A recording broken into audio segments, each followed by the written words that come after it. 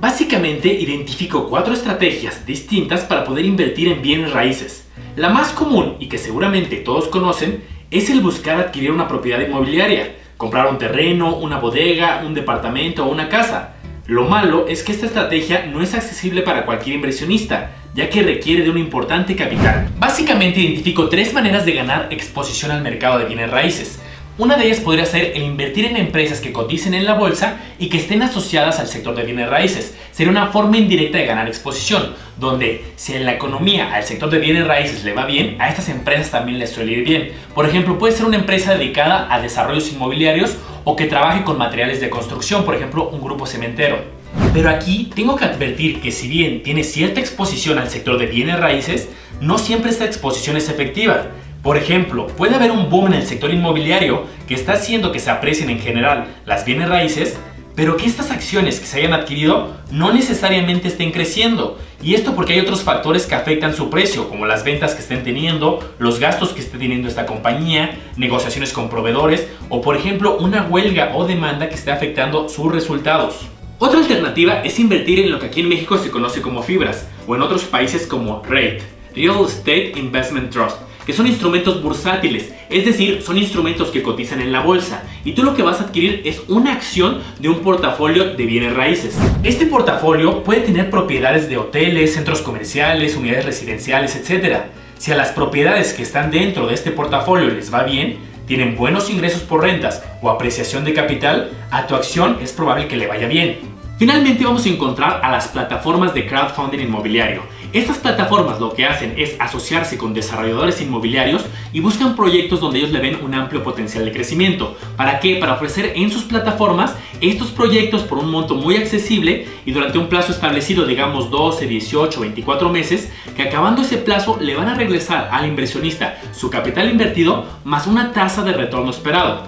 Si bien es una alternativa más que acerca con montos accesibles a cualquier inversionista a beneficiarse del sector inmobiliario, lo que te puedo decir es que la función de estas plataformas es de ser intermediarios, es decir, ellos acercan a desarrolladores inmobiliarios con los inversionistas y tienen la función de hacer una plataforma muy amigable donde quien piense invertir puede encontrar mucha información de su inversión, pero ellos no se hacen responsables de lo que pase con la inversión. Podrás encontrar en la mayoría de estas plataformas una sección de riesgos y verás que en todas comentan que no se hacen responsables si el desarrollo sufre retrasos o existe algún problema adicional. Por lo tanto, es responsabilidad de cada quien analizar muy bien no solamente el proyecto en el que se quiere invertir, sino también estas plataformas que sean de confianza. Ya hablaremos de estas plataformas en otro video del canal más adelante y con mayor detalle. Hoy nos vamos a centrar en comparar el invertir de forma directa en bienes raíces con invertir en bienes raíces por medio de instrumentos que cotizan en la bolsa. Y al final de este video te voy a explicar el paso a paso de cómo se invierte en la bolsa para aquellos inversionistas que nunca han participado en este tipo de instrumentos. Una primera pregunta, ¿por qué alguien quisiera invertir en bienes raíces? Bueno, es un instrumento adicional con el cual se pueden diversificar las inversiones que uno tiene. Si revisamos el pasado, es decir, los rendimientos históricos en condiciones normales de la economía, las bienes raíces suelen pagar un rendimiento mayor que ciertos instrumentos adicionales. Por ejemplo, si lo comparamos con inversiones gubernamentales, bienes raíces suele pagar un rendimiento mayor. O por ejemplo, con ciertas inversiones bancarias, como justamente un pagaré bancario, también suele tener rendimientos más altos. En cualquiera de los instrumentos que uno decide invertir para ganar exposición al mercado de bienes raíces, hay que estar conscientes que hay factores de la economía que afectan la plusvalía o los ingresos de estos instrumentos. Por lo general, una economía en crecimiento que puedes medir por ejemplo con el crecimiento anual de un país, con el PIB, y una economía donde la población esté creciendo, se asocia positivamente con el valor de bienes raíces. Pero existe otra variable importantísima en la economía que afecta directamente al sector de bienes raíces. Ya hemos visto en otros videos que cuando un país experimenta que el precio de las cosas está subiendo rápidamente, es decir, hay una inflación muy alta, el Banco Central de cada país decide subir las tasas. ¿Para qué? Para que la gente se endeude menos y gaste menos y eso contenga un poco la inflación.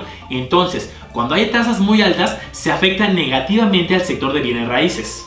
Pero quiero que veas este punto con un ejemplo. Supongamos que un inversionista obtiene un crédito de 1 millón de pesos para un crédito de 15 años para pagar una casa, pero observa la diferencia. Un inversionista obtiene este crédito con una tasa del 8%, otro con una tasa del 12% y otra con una tasa del 15%. Aquí el dato importante es, ve el monto final que va a pagar el inversionista acabando el periodo. Es bastante diferente dependiendo de la tasa que haya obtenido. Por lo tanto, la tasa de interés es un factor fundamental en la toma de decisiones de las inversiones en el sector de bienes raíces. Si alguien va a pagar de contado, no tiene que preocuparse por estos cálculos de interés. Pero si estás pensando en invertir en bienes raíces con crédito, tienes que evaluar los costos asociados al crédito. Porque si no das adelantos a capital, puede que toda la plusvalía que estás generando se te vaya en intereses. Y en lugar de tú obtener las ganancias, realmente es el banco quien se las está quedando. Entonces, un plan para dar adelantos a capital es importante, en especial cuando las tasas de crédito son elevadas. Entonces, no solamente hay que comparar muy bien la tasa de interés que te ofrecen en tu crédito para comprar una casa, también hay otro factor importante, si la tasa es fija o es variable. Por ejemplo, en muchos casos es una tasa variable, donde si las condiciones de la economía hacen que las tasas suban, la tasa de tu crédito también va a subir y por lo tanto vas a pagar mayores intereses. Pero también hay muchos bancos que ofrecen en las condiciones del crédito una tasa tope, es decir, una tasa máxima, que si las condiciones de la economía hacen que las tasas suban, tú vas a tener una tasa asegurada máxima que de ahí no va a pasar y así vas a tener mayor certeza de cuánto es el interés máximo que vas a pagar. Pero entonces, ¿qué conviene más? ¿Obtener un crédito para comprar una casa y buscar que ésta se aprecie en el futuro y también beneficiarme de las rentas? ¿O más bien invertir en instrumentos bursátiles como por ejemplo en las fibras, en REITs o en estas acciones que están asociadas indirectamente a bienes raíces? Veamos primero las ventajas y desventajas de invertir en bienes raíces de forma directa. La primera ventaja es la protección inflacionaria. Sabemos que las cosas son cada vez más caras, pero aquel que sea dueño y haya puesto sus ahorros, en ese caso la inversión en una propiedad inmobiliaria, dependiendo de la ubicación cada año se va a ir apreciando de precio. Por lo tanto, cuando la decida vender, en unos años va a tener una apreciación de capital. Segunda ventaja, puedes manejar tu propiedad, es decir, tú puedes decidir el material que usarás, los acabados, si tendrá jardín o no, si tendrá un sistema de seguridad instalado, y todas esas decisiones van a afectar el valor de tu propiedad. Entonces puedes realizar acciones específicas para incrementar su valor. Otra ventaja es que vas a tener un flujo constante de ingresos. Claro, esto es asumiendo que la compraste para rentarla y que logras conseguir buenos inquilinos o que la subes a una plataforma de rentas, por ejemplo como Airbnb, y que por lo general la tienes rentada. Claramente tienes los riesgos de tener unos malos inquilinos o de tener un largo periodo en que no se rente. Finalmente, una de las principales ventajas que yo encuentro de invertir de forma directa en bienes raíces es la importancia de la información, es decir, la información es verdaderamente poder en bienes raíces y es muy diferente cuando comparamos la información de empresas que cotizan en la bolsa. ¿Obtener información de empresas que cotizan en la bolsa es fácil? Sí, hay mucha información disponible. Y esto porque las empresas que cotizan en la bolsa están obligadas por ley a presentar su información financiera. Esto es muy bueno, pero quiere decir que todos los inversionistas tienen acceso a la misma información. Ahora, cuando hablamos de bienes raíces, se requiere un verdadero talento para obtener mayor información. Es decir, ¿cómo uno puede saber si la propiedad que estás comprando se va a apreciar en unos años? Y conozco gente que tiene una gran visión para este tipo de inversiones y compra propiedades en ciudades que están creciendo mucho o en zonas residenciales que están ganando mucha plusvalía o en zonas cercanas a un desarrollo de un centro comercial, de una zona turística, de algún parque, y eso hace que vaya a tener una mayor apreciación. Entonces, el ganar este tipo de información que no es pública es una gran habilidad que va a tener, por lo tanto, mayores rendimientos. Ahora vamos a ver las desventajas. Y una muy clara es que requieres un monto muy fuerte de inversión, un monto muy fuerte de capital. Y no es fácil que todos tengan el dinero suficiente para comprar una propiedad de contado y tampoco es fácil que te autoricen un crédito suficiente para comprar una propiedad. Y también es importante que tienes que tener un ahorro suficiente para dar el enganche. Y sí, en algunos casos el monto del enganche puede ser bajo comparado con el monto total de la propiedad, por ejemplo un enganche del 5% del valor total, pero también en otras ocasiones es recomendable dar un enganche mayor, en algunos casos un enganche del 20 o del 30%. Con esto no solamente vas a pagar menos intereses, sino que mientras mayor es el enganche también te suelen dar mejores condiciones del crédito. Otra desventaja son los altos costos asociados. Cuando alguien va a comprar una propiedad, no solamente debe de considerar el costo de la vivienda, también tiene que identificar gastos asociados, como un avalúo, donde una compañía justamente evalúa el precio de la vivienda, los gastos de escrituración. Recuerda que se debe de pagar a un notario público tanto al principio de tu crédito como al final cuando terminas de pagar la vivienda, estos gastos asociados a las escrituras y otros gastos del crédito como el interés o la comisión por apertura. Y eso solamente para adquirirla. Luego uno tiene que considerar los costos de mantenimiento, reparaciones, publicidad para rentarla o venderla, etc. Otra ventaja muy evidente de este tipo de inversiones es que no la puedes dividir. Si por alguna razón es la única inversión que tú tienes y necesitas obtener dinero de ella, por ejemplo necesitas dinero para poner un negocio o una inyección de capital por alguna razón, no puedes vender solamente una fracción de la propiedad, tienes que venderla toda o nada. Otra desventaja es lo que conocemos en finanzas como un instrumento poco líquido, es decir, no es fácil y no puedes de la noche a la mañana comprar una casa o venderla, tienes que hacer todo un proceso, el avalúo, las escrituras, la formalización del crédito, y esto puede tardar de 2 a 3 meses. Finalmente, los riesgos específicos. Poca gente tendrá la capacidad de comprar muchas propiedades de forma directa, y si alguien solo compra una sola propiedad, tiene el riesgo de que algún evento en particular afecte tu propiedad y por lo tanto el total de tus inversiones.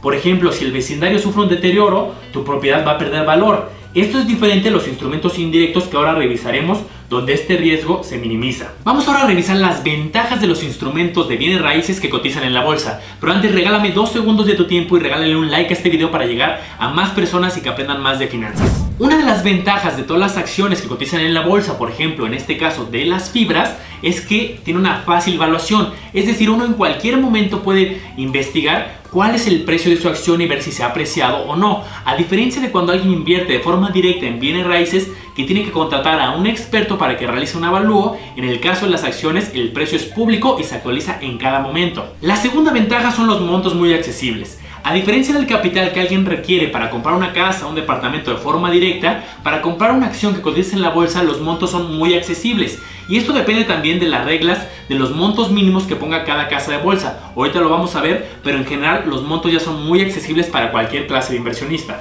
Otra ventaja que yo encuentro es la alta liquidez. Ya hablábamos hace rato que invertir de forma directa en bienes raíces puede ser un tema tardado que puede tardar 2 o 3 meses en todo el proceso. Cuando hablamos de acciones, se dice que es un instrumento más líquido porque se puede comprar y vender en segundos o en minutos. Hay acciones que son más líquidas que otras, es decir, se compran y venden muy rápido. ¿De qué depende? De qué tanto se comercialice esa acción en el mercado o también del precio de venta o de compra que tú quieras. Pero en lo general puede ser un proceso bastante rápido que puede tardar solamente unos minutos para comprar o vender la acción. Otra ventaja es la diversificación. Por ejemplo, en el caso de adquirir una fibra o un REIT, no estás adquiriendo una propiedad, sino un portafolio con muchas propiedades y en muchos sectores y ubicaciones geográficas. Por ejemplo, una fibra especializada en hoteles, puede que uno de los hoteles no le esté yendo bien, pero dado que tienes muchos hoteles en el portafolio, los ingresos y los dividendos se pueden compensar con otros y así minimizar los riesgos. Otra ventaja es la seguridad. Para que una empresa logre cotizar en la bolsa es un proceso bastante complicado y no cualquier empresa lo logra. Son empresas bastante grandes, es un proceso bastante complejo y riguroso. Y cada país tiene un organismo regulador que vigila este proceso. En el caso de México, por ejemplo, es la Comisión Nacional Bancaria de Valores. En el caso de Estados Unidos es la SEC, Securities and Exchange Commission. Pero no todas son ventajas. Ahora vamos a revisar las desventajas de invertir en este tipo de instrumentos. Y el primero de ellos es el impacto de factores ajenos a las bienes raíces. Es decir, puede que suceda un evento totalmente ajeno a las bienes raíces y que afecte ya sea para bien o para mal el precio de tus acciones. Por ejemplo, puedes revisar el caso del Brexit o puedes revisar el caso de cuando el actual presidente de Estados Unidos ganó las elecciones, cómo se comportaron las bolsas. Probablemente nada tenía que ver con las bienes raíces, pero el precio de las acciones sufrió y tuvo unas minusvalías durante esos periodos. Otra desventaja es que no tienes control de la propiedad. Cuando alguien invierte en estos instrumentos que cotizan en la bolsa, si bien dependiendo del instrumento se puede tener derecho a votos de la compañía, pero al menos de que tengas muchas acciones no será suficiente para que tú decidas qué propiedades comprar o vender. Entonces aquí estás delegando totalmente la toma de decisión. Y creo que una de las desventajas principales que uno tiene que estar muy consciente cuando decide participar en este tipo de instrumentos es la mayor volatilidad. Es decir, tú puedes revisar un día el precio de tus acciones y al día siguiente lo vuelves a revisar y puedes ver que el precio cayó un 5%, es decir, perdiste el 5% del valor en tu inversión. Y puede ser que en 3 meses o en 6 meses se recupere, incluso se supere y después se vuelva a caer. Es decir, es un instrumento que constantemente está cambiando en el valor del precio y por lo tanto es muy volátil y esto hace que no sea adecuado para todo perfil de inversionista. Entonces aquí la pregunta natural que puede surgir es ¿y de qué depende que el precio de una acción suba, se mantenga o baje? Pues básicamente hay varios factores que lo afectan y creo que incluso vale la pena hacer un video específico para este tema, pero si lo tuviera que resumir sería de las expectativas futuras que se tiene de la empresa. Si los inversionistas ven una empresa que en el futuro va a pagar buenos dividendos o que tiene mucho potencial de crecimiento de sus utilidades y de las ventas, esta empresa se vuelve más valiosa y suele subir de precio su acción. Pero si los inversionistas ven una empresa que la está pasando mal, no tendrá buenos resultados, sus ventas van a bajar, puede que recorte los dividendos, está muy endeudada, etcétera, puede que baje el precio. Ahora, la segunda pregunta que surge es ¿cómo se puede acceder a este tipo de instrumentos? Paso número 1. Lamentablemente uno como inversionista no puede contactar directamente a otro inversionista que tenga alguna fibra o alguna acción y que te la venda de forma directa. Necesitas contactarlo por medio de un intermediario. Es decir, necesitamos acercarnos, por ejemplo, a una casa de bolsa que justamente nos va a ayudar a hacer la compra y venta de las acciones. En mi opinión, hay 4 elementos muy importantes que alguien se tiene que fijar al momento de decidir con qué casa de bolsa va a trabajar. El primero es que esté autorizada y regulada. Por ejemplo, aquí en el caso de México ya hablamos que esté regulada por la Comisión Nacional Bancaria de Valores. Puedes googlear Padrón de Entidades Supervisadas y vas a encontrar una página de la Comisión Nacional Bancaria donde justamente te va a dar el listado de todas las instituciones que están reguladas y autorizadas. Segundo punto es el monto mínimo de inversión que te pidan. Hay algunas que te van a pedir montos mínimos de inversión muy elevados, a lo mejor de $500,000 o $1,000,000 de pesos, y hay otras que están dando montos mínimos muy accesibles para todos los inversionistas, puede ser desde 10,000, 1,000 o 100 pesos.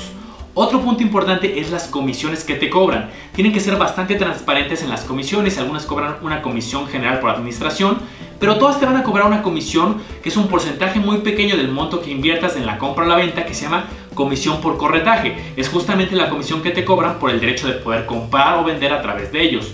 Y otro punto bastante importante es el tipo de servicio que te están ofreciendo. Y básicamente hay 2 tipos de servicio. Uno donde te van a dar asesoría, una asesoría personalizada y te van a emitir recomendaciones en función de tu perfil. Y otro servicio que se llama no asesorado, donde si bien te pueden dar mucha información, te pueden dar análisis, reportes, gráficos, estadísticas, pero cada quien es responsable de analizarlas, de estudiarlas y de tomar las decisiones por su propia cuenta sin que nadie te brinde una asesoría. Esos son los 4 elementos que yo consideraría al momento de escoger una casa de bolsa. Paso número 2, los contactas y dices que quieres abrir un contrato para invertir con ellos. Te van a pedir cierta documentación y vas a tener que firmar dichos contratos. Y el paso número 3 es revisar cómo vas a realizar las operaciones de compra y venta. Normalmente las casas de bolsa te ofrecen la posibilidad de girar instrucciones vía telefónica o vía una de sus plataformas online. Y en lo general lo que vas a necesitar son 3 datos para realizar una operación de compra: el nombre de la acción que quieres comprar, el número de acciones que vas a comprar y el precio al que la quieres comprar. Pero el punto más importante de esto, yo considero, es no tomárselo a la ligera. Ya hablamos que estos son instrumentos volátiles y que pueden generar minusvalías. Entonces, antes de que alguien quiera aventurarse en este tipo de instrumentos, debe de entenderlos muy bien. Nadie te va a decir en qué fibra invertir, hay que investigarlas, revisar en qué propiedades están invirtiendo, sus resultados financieros, los dividendos que están pagando, los planes a futuros.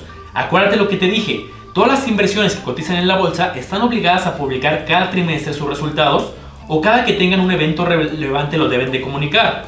Por lo general, estas empresas en sus páginas tienen una sección llamada Relación con Inversionistas, donde hacen transparente mucha información. En resumen, cada quien puede tener su opinión si es mejor invertir de forma directa o vía instrumentos que cotizan en la bolsa. Aquí te dejo las que en mi opinión fueron las principales ventajas y desventajas de cada uno de estos modelos. Si lo que a ti te llamó la atención fue invertir vía los instrumentos que cotizan en la bolsa, déjame comentarte que tengo un curso online para explicar paso a paso todos los elementos que alguien debe de considerar al momento de invertir y evaluar empresas que cotizan en la bolsa.